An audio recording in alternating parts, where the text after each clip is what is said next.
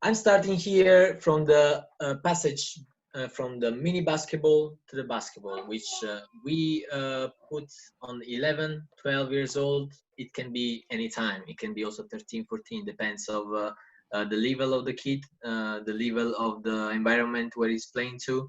For example, if you have a very skilled team on the cognitive side, you can start earlier. If you have more problems, you have to wait more time, and we have all the time of the world. They have to learn during their development. So when we talk about basketball, the player needs some abilities that are technical and tactical about the how to make a skill a fundamental, and when and where to make it. So this is all that we have prepared before. All the kid that has to make decisions, that he has to know in which space to go, in which time, and how to go there. So it's all connected. And when we talk about screens or pick and roll or cut, etc., we want our players to have prerequisites that what an 11 years old, 12 years old kid has to have as abilities. He has to have a sense of direction, anticipation, space and time differentiation, sense perception, the basic motor skills that we probably reminded at every stage of age, and adaptation and transformation. These are basic prerequisites that we have always to have with our players when they face the youth basketball. So the transition, as you can see, is not always easy. For example, in my country, it's also changing the ball size from number 5 to number 6 or 7. The competition is changing. Of course, some kid that is growing up at that age could be making a difference between being 9 years old and 11. The children are starting to grow up, both mentally and physically.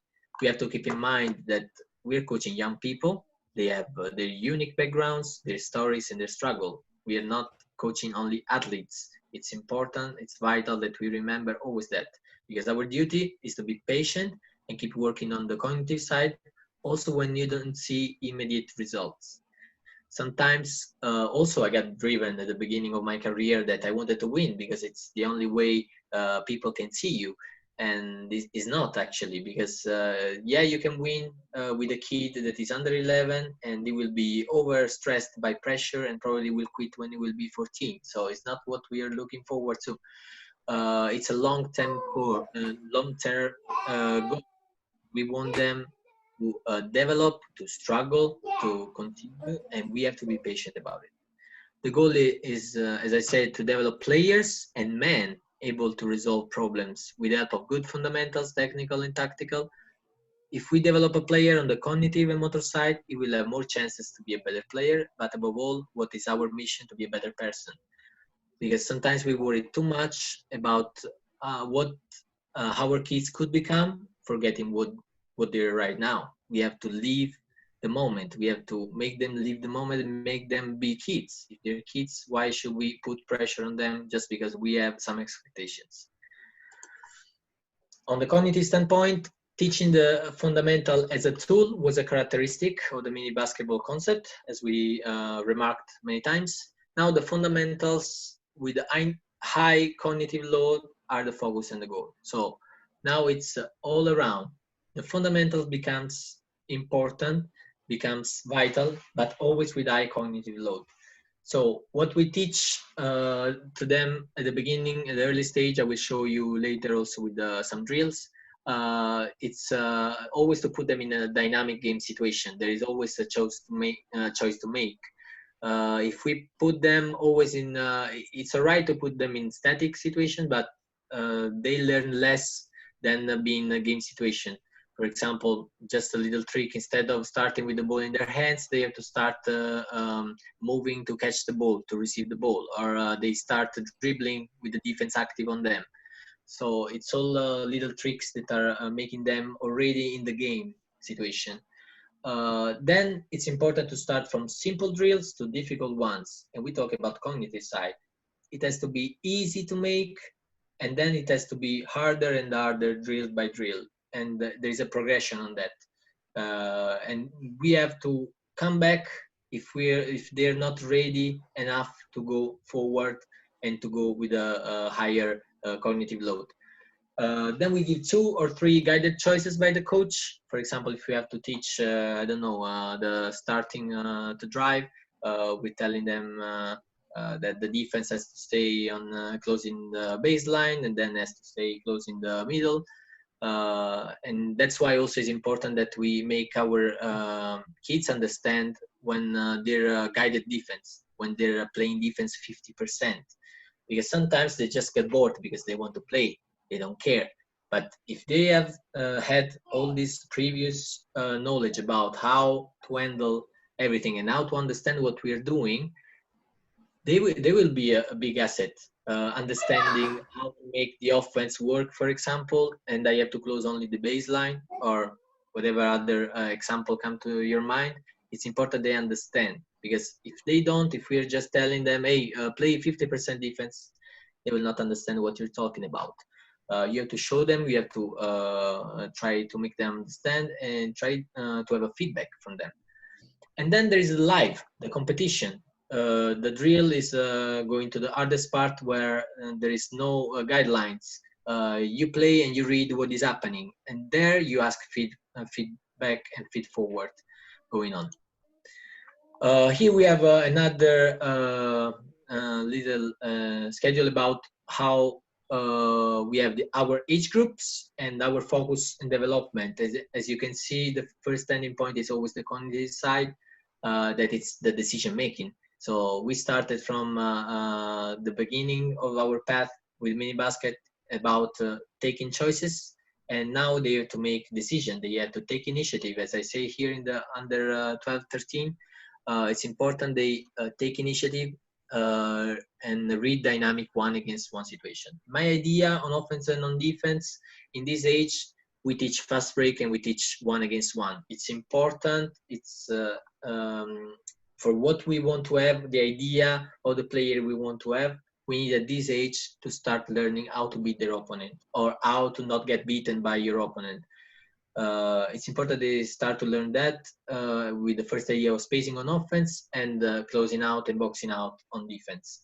When we go over with the age and under 15, 14, 15, we have to maintain that advantage that the initiative is taking. So if they're starting to understand that I can beat my opponent 1-against-1, for example, talking about offense, maintain the advantage will be if help is coming. So I have to check out if I have someone else that is in good position to receive the ball. So read when and how. So on the offense now we start talking about collaborations. Then depends on the level of your team. You can start talking about the screens, about drive and kick. On defense, we have some first concept of how to help. I will show you in the next drills. If they're prepared enough, I'm a big fan of being aggressive on defense since early age. So if they're able to have all these cognitive skills, they can start thinking about how to double team and where to double team, in which space, in which time, what we call run and jump or zone press. For some teams could be really hard, so we postpone it to the next stage. Under 16, under 17, on the cognitive side, we have always, it's a common line to read the weaknesses. So now they don't read anymore the situation, they have to read also what is better for me to take advantage of. If we say that a basketball is a game of advantage, we have to take advantage of our opponents. It's not democratic on that way sport. We have to try to get to the goal no matter how. We have to try to get on the weaknesses of the defense. And on defense, we can anticipate intentions. So again, we're starting to talk about different matters like ideas of pick and roll. Also, I've been talking a lot about how to teach pick and roll. And to make it at this stage and not earlier, because probably the screens away, screens far from the ball are a better introduction for the pick and roll. If we start with the pick and roll, probably they're gonna overuse it and don't understand why they're using it, and they do it and redo it every time without taking advantage. So on defense, we have to master the help defense, the communication, and probably put in more zone defense. This depends always on the level of the team. This is an ideal team that I'm putting, but of course we have always to challenge ourselves to see what's the analysis of our team.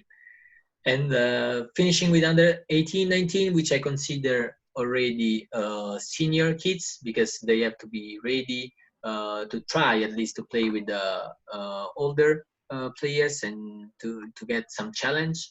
And on the cognitive side, we recognize and take advantage of the mismatches, for example, or of situation particular difficult situation on offense.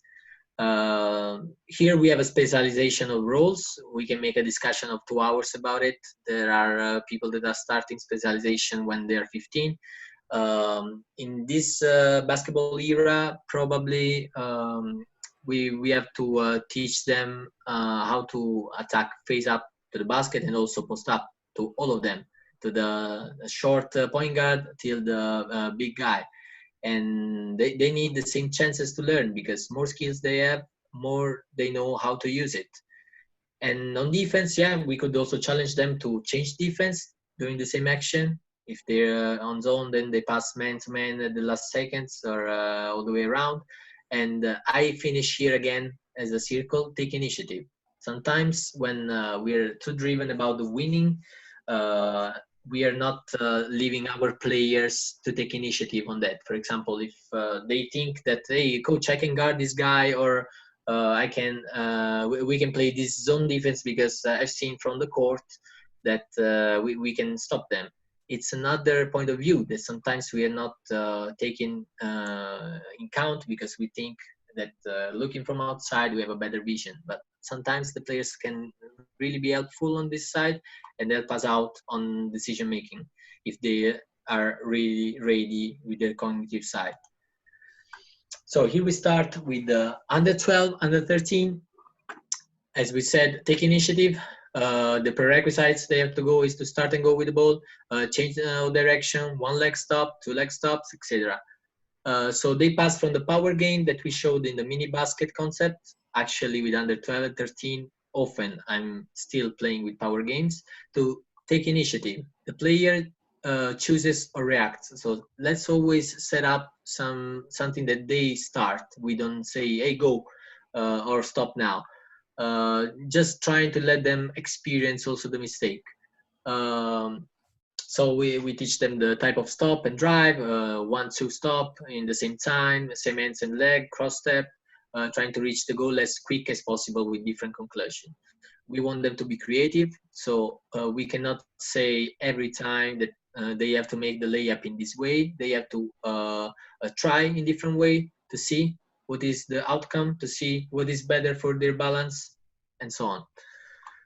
Reading dynamic 1-against-1 situation. So we have as a prerequisite the drive and change of speed, and then we need to teach them the read on the catch, to check where is the free and the occupied space to choose, and they have to consider also the position of the defense. It's all the same matter that we were talking about.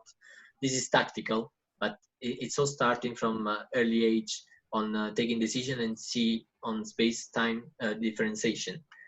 So the choice again on the conclusion, and encourage creativity. Then another important thing, if we want our players in this era to play fast, to run, and then to come back on defense and be aggressive, I think fast break and the first ideas of spacing are key. The prerequisites are the look, the proprioception, adaptation, and anticipation that were in our competences when they were 11 years old. And I put a word here called chaos. We were talking about also with the Koska in some meetings, and we agreed that at this early age, probably they don't need many rules about how to drive a fast break, but we want them to experience. We want them to take the ball and go on the other side of the hoop as fast as they can. And let's see what happened. Let's see what happened. Let's see what are their feedback, if they receive the ball, if they get a ball in their face. We have to see what is happening. And after that, we can start to give some first ideas of where to run, how to run, in which space, and giving some concept of where is the ball, where is the middle, where are the sides. Then we have on the defensive end, always prerequisite are joint mobility, change of direction. Here there is something that I learned actually in this season, because I've been attending to a clinic with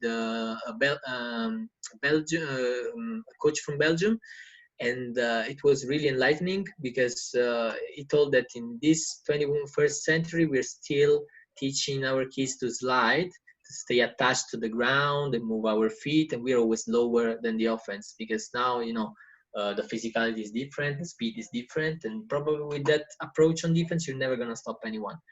And instead of talking about slide, we talk about lateral shuffle. So it's just being on your toes more rapidly, more quickly, and then moving laterally. Hip turn, so moving your hip, and then sprint or cross step, that are something different than staying with your feet on the ground and slide and moving on the floor, which is probably the slowest movement to get to guard a guy.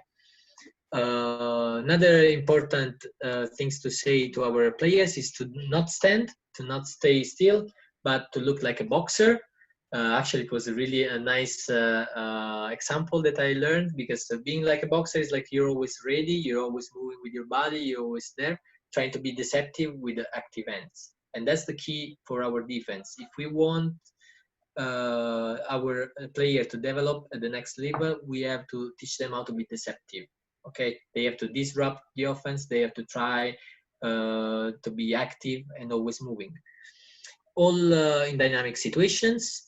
First offense helping the defense to react, then make it harder. Like we said, we have a progression about it. The goal is to stay in front. For example, I put this idea of nose and chest on the ball, and not to get beaten. So I don't want, for example, but this is my vision, then it can be different from any coaches. I don't want to steal the ball off the dribbler. I want to steal it on the first pass. I want this guy to be aggressive on the passing lane. So here we go to 1-against-1 defense of the ball. The prerequisites are joint mobility, stay low, ready on feet, passing from running to defensive position. And then here we have to start teaching them some concept about being close to the ball or being close to my man. For example, on the first pass, to deny and anticipate, or we're far from the ball, we have to stay closer to the basket. This is our idea of weak side help, but you know, it can be taught in different way. If you want the help on the ball side, you work in totally opposite way. And always in a dynamic situation, the ball or the offense are moving from far to close and vice versa. So you can see always how our player are reacting to that. And then at the end, last but not least, the closeout and box out, which are important in our defensive skills. We need anticipation and balance. I start, for example, with little competition on handling contact. For example, one face-to-face, the ball is behind me, and I have to avoid with my hands and my body that he's going to touch this ball. We start with this little competition, so they get used to get contact first. And then we talk about the shooting of the shot, like to protect, to close out, and then turn around only when you have settled contact first, and make the ball bounce more times. So of that, we have many different situations, like it can be a shot from the ball side and I have to box out on the shooter, or I have to box out on the weak side, and then having 2-against-2, 3-against-3 situations. Here there are some drills about fast break on under 13. I was giving some idea. It's a little bit more advanced because the first part is more about chaos, about let's run on the other side, let's see what happens. This part is just giving some ideas. So the first part is we have our driver with the ball under the basket, 2 and 3 that are ahead. They cannot look back, so they're looking forward. We start when this guy is starting to dribble, so they have also to hear the sound, so all the others have to focus and pay attention to not dribble in the same time.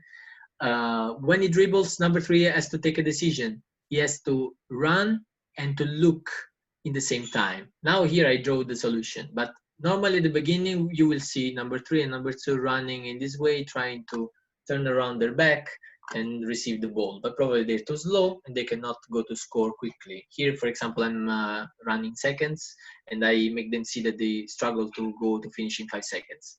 So I'm hearing feedback from them.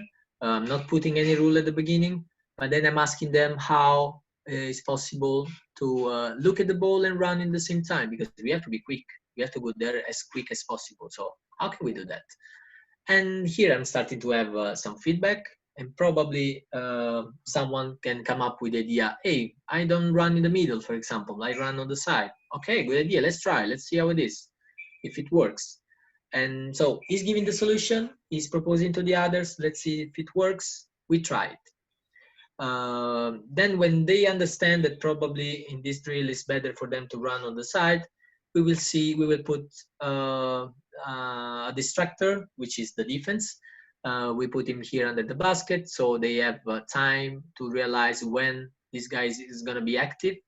So same thing, number 3 is running, number 2 is running on the opposite side, and 1 is driving, and then he's deciding when is the right time to pass the ball, depending on where the defense is going, to try to be deceptive. So here we don't ever stop, we just acknowledge what is going on, what happened, what I could have done better, what the receiver has to do, because sometimes we give too much pressure on the ball handler, but we have also our receivers that they don't have to hide, they have to stay there and understand when it's time to run away and when it's time to stay closer to receive the ball. And then the last step in this case, but then we continue with the 3 against 3, we continue with someone going to make pressure on the outlet pass. Here we have a 3 against 2 situation with a defender here that is trying to be deceptive and try to anticipate the first pass. So we have to force the dribbler to not pass right away, but to go and continue to dribble and see where is better to pass the ball. Meanwhile, we have another behind that can read on all the way around than number 2. So it's all game situation that are teaching them how can we reach our goal if we have this kind of situation. And it's never the same. We're not a sport where the pattern is always the same. It's always changing. The setting is always changing, and we need to make them used to that, to change every time, to adapt every time. Then we have the under 14, under 15 age. We said about the concept of maintaining the advantage. So other than initiative, we need to take an advantage. We need to give them the idea of how to maintain it, both for the driver and the teammates. Challenge them with drills where they have to make their own decisions and their own mistakes. So we make, for example, handicap or overshot situation, like 3 against 2, 4 against 3 drills in the dynamic situations. On the collaboration, they're starting, for example, the most ideal probably is the give and go. It's the most simple collaboration that we can teach the kids, or give and switch, passing the ball to the right and running on the left side with the other replacing, which then further will be probably a screen. So make games at the beginning, fill in the empty spots. I'm doing, for example, with the 3 cones, and they have to pass the ball and cut on the other side. We always cut diagonal, we never cut on the other side. So they have some little rules, but they have to understand why they're doing that. Then we start with the passive defense first. We have to teach them that they have some advantage, where they have it. And then we pass step by step to live dynamic 2 against 2 and 3 against 3.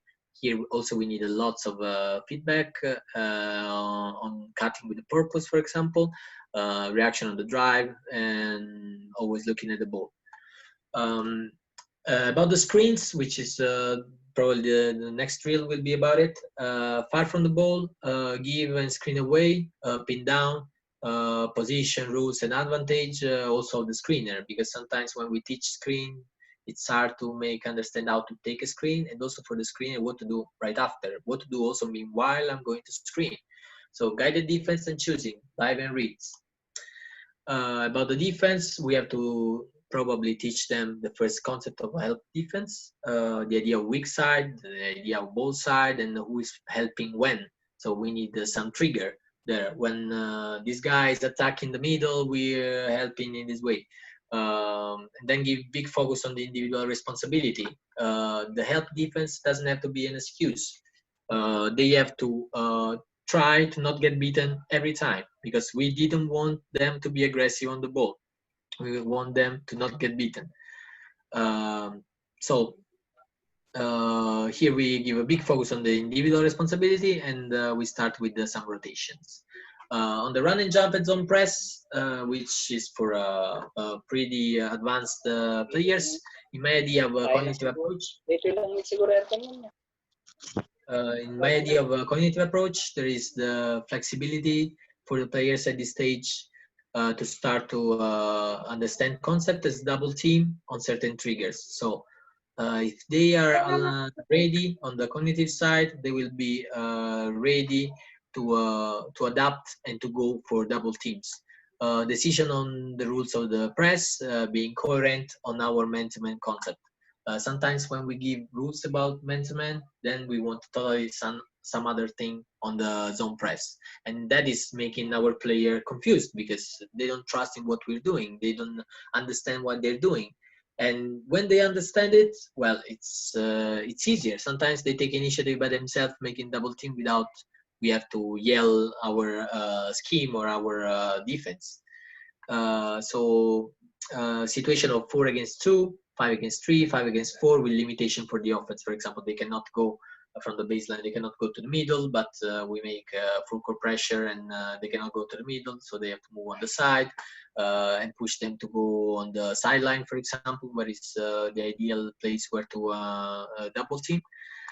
So making sure that they understand the rules, and then live 5 against 5, stopping less and less to get them used to the reaction of on the dead balls. For example, we score. I don't need to tell guys we make full court pressure now. Probably we make it as a rule, and they start already to be settled with their mind and say, okay, we scored, now we're ready. Here there are some drills about the screen away with on the under 15 teams. We start always with a coach, also because we want them to start in dynamic position. So this guy is starting to dribble 1 against 1 and giving the ball to the coach. In this moment, he's going to set a screen, but meanwhile, he's going to set a screen. Number 2 has to be able to take contact with 2 to bring him down. This is an easy pin down, and 2 is coming up. He has to read the defense, what he is doing. So at the beginning, we don't give a read. We just want to see what is happening. Then when we go forward with this drill, we can also talk about, okay, now we go over the screen. Okay, now we go under the screen. And it's important who is setting the screen is allowed also to make fakes to receive directly the ball, or to after screen to move to receive the ball from the coach. And here is important that the coach has to make the choice, so we can give the ball at the right time in the right space.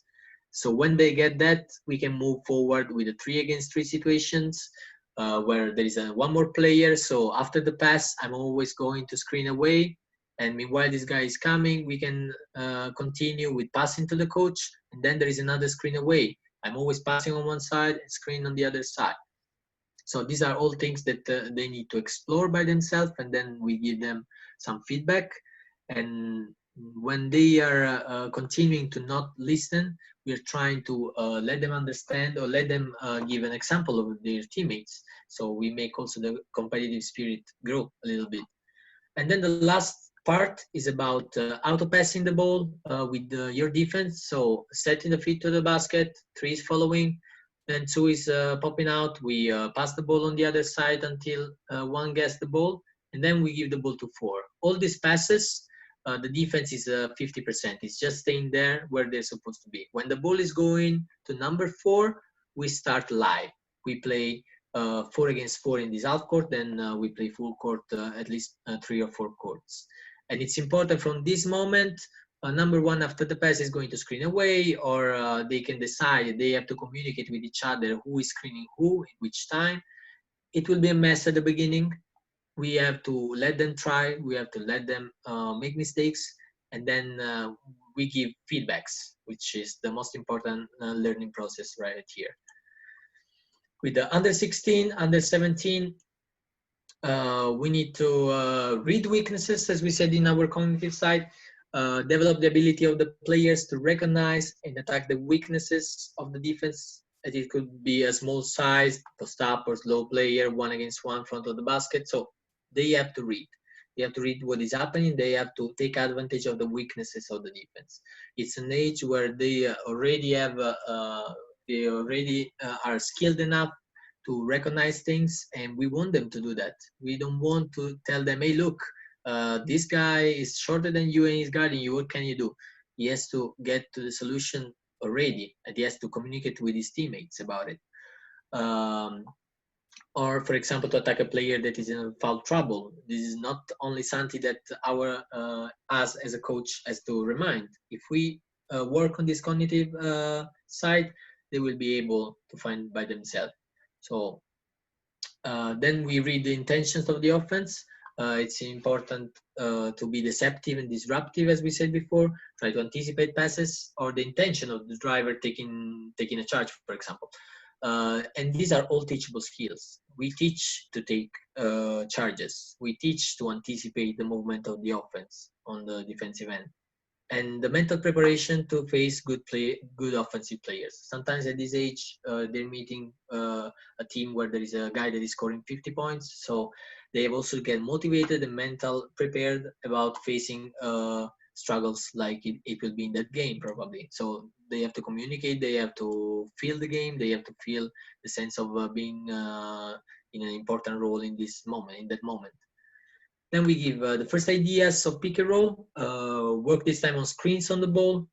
After working on screens far from the ball, it's important we start to develop this kind of action, because in nowadays basketball, pick and roll is everything.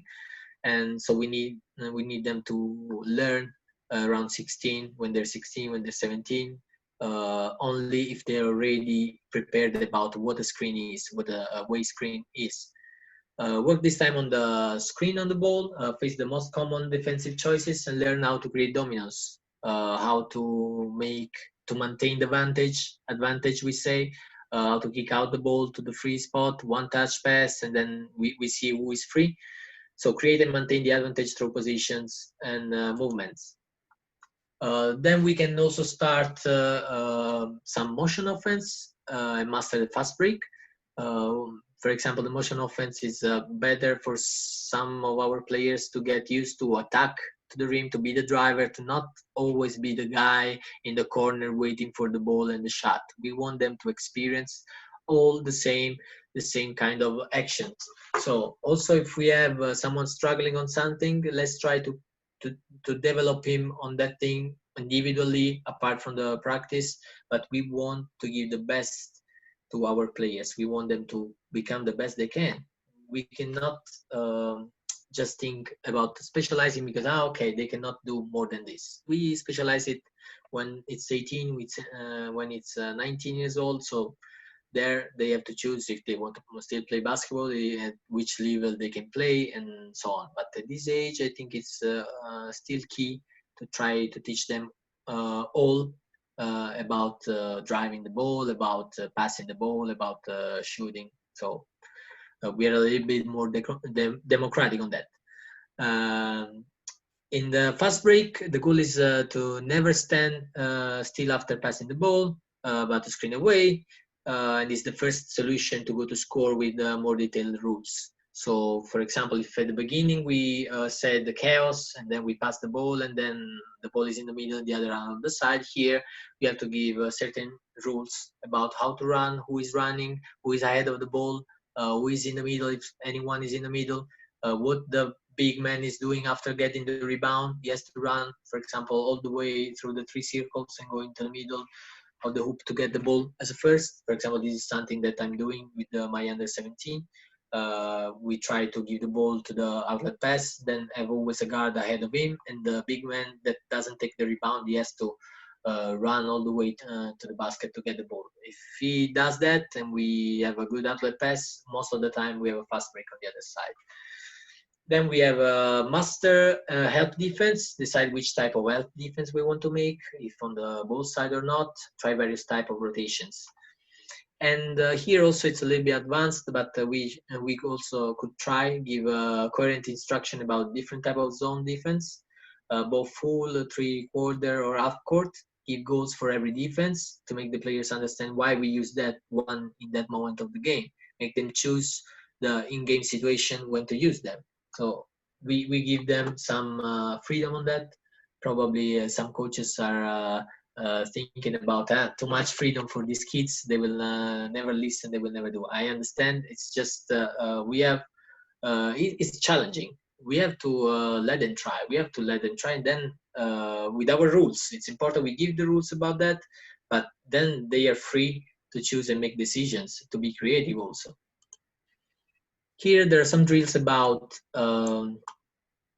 help defense and rotation on under 17 team. This is something I'm working with my under 17, starting from a 2-against-2 situation with the coach here in the middle with the ball. He started with the ball, so we want these two guys starting to move to receive the ball. When we give the ball to number 1, we give an handicap to the 1x to the defender. He has to touch his with the left hand his right foot. So he's probably going to attack on the baseline. So if he's attacking on the baseline, we know that he has to call help. So the communication here is important. So meanwhile, number 4 has to stay on the line of the ball. Meanwhile, he's penetrating, so he can stay here ready to be the first one on the kick out. Number 2 has to cover, has to stay here on the help, trying to get him before he gets inside the paint. If he gets inside the paint, it's useless help. He's going to score. He's going to take a shot or taking a foul. And here 1 has to be ready to recover on his man, but has to also to be ready to look in case someone needs help here on the kick out and a one-touch pass. So here we have to work on communication. We make a lot of mistakes here.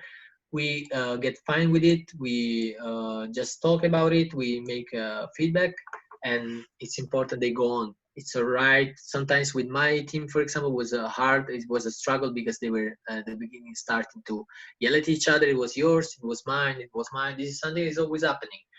We have just to make them understand that communication is the key, that if they help each other, they're probably going to get a better way, a better outcome on the drill and also in the game situation.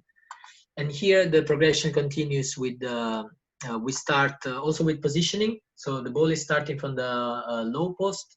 Then when there is a position for every player, so number 2 is staying attached to his man. Number 3 is a little bit closer to the basket.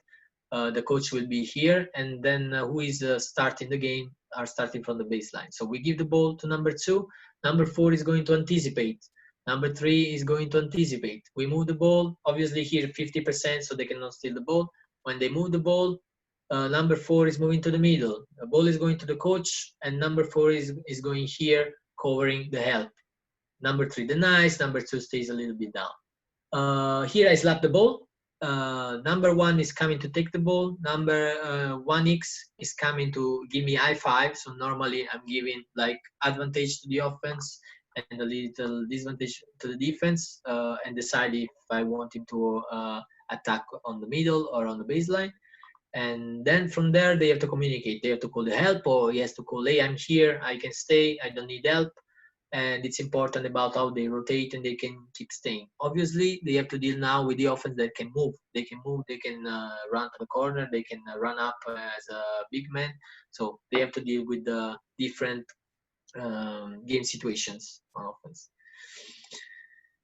And here we pass to what I consider to be already senior game, because we have to recognize and take advantage of mismatches. It's something pretty advanced and something that they have to achieve. They have to think about if they want to be individual, if they want to be collaborative, if they want to be autonomous, if they want to be responsible and competent, as we said from the mini basket concepts. So in the game of dominoes, where everything is happening one after one, it's important the ability of the players to recognize the advantage, how to concretize it, and exploiting the mismatches. Nowadays there is always switching defense. So every time there is a switch, sometimes we have our big man that is paired with someone that is shorter, so we have to be able to create a triangle to give him the ball inside. And at this stage, the players are already playing as seniors, as I said, and they need to read the game in all its aspects. So we have a specialization of roles, and sometimes when we see, for example, when we have a big man, which can be also a guard probably in the future. If we see him as a guard in the future, we cannot play him as a big man.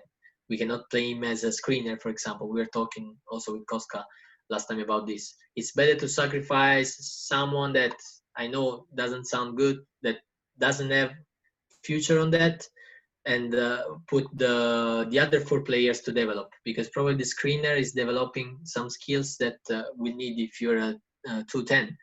If we were talking about creating players on the next level. For the then there is a use of senior offensive sets. We want them to get to know what play the game of the adults, to see some prints on offense, to see something. We have to try as a coaches. We have to try and make them try these things if we want to take them and be ready for a senior competition. On defense, we have, for example, change defense during the same actions. During the same action, again, here's the mindset to be flexible and ready to change defense, to create problems to the offense is demanding but important. Passing from zone defense to man after the first pass, or 10 seconds from the shot clock violation. It's skills to train constantly during the practice. Actually, during the practice, sometimes I make also game situation of okay, now the blue team is ahead of 2 points, 2 minutes left. You have 1 timeout left each, and they're coaching themselves. They have to get to this kind of stuff, and they have to think also how can they be disruptive on defense. What can they do to make the way harder for their opponents? And then we talk at the end of this take initiative again. If we challenge them to be their coaches, to be their own decision makers, and also to fail, to make mistakes, it's important they understand, look, this didn't work, so probably if we face a similar game situation, you have to think about another solution. So we finish as we started. We want players able to make decisions, to take initiative both on defensive and offensive side. Here we challenge our players to choose the defense, making them aware of the offensive set of the opponents. We don't leave them alone. It's important. We are not just, okay, it's your responsibility. We teach them to take responsibility, but it's important that we guide them. We guide them to take risk, to be creative and smart.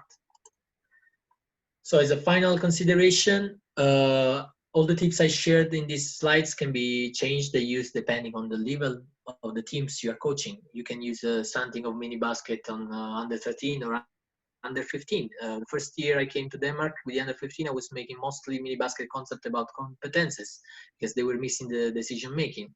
I found out so much difference between the Italian way of youth, that they're they want to attack the basket, they're aggressive.